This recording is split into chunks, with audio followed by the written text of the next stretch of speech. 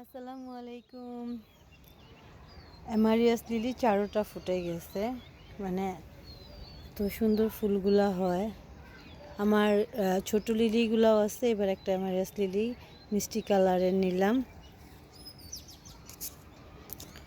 তো লিলি ফুলগুলা এত সুন্দর হয়েছে, মানে আমার কাছে অন্যরকম লাগতেছে, খুবই ভালো লাগতেছে।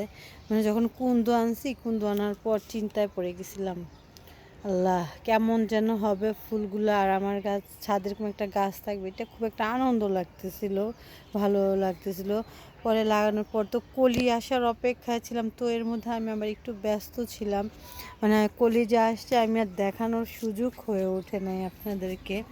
তো এখন যে জিনিসটা হলো যে এখন ফুল চারোটা ফুল ফুটছে, মাশাআল্লাহ দেখতেও খুব সুন্দর লাগতেছে। তো এই হচ্ছে আমার অ্যামেরিয়াস লিলি। এই যে তার গোড়ায় যে একটা নতুন আরেকটা গাছ উঠতেছে যে।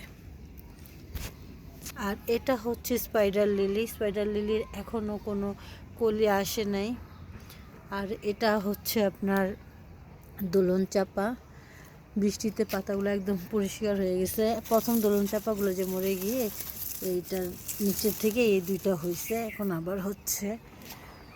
আর এটা হচ্ছে নাক চাপা।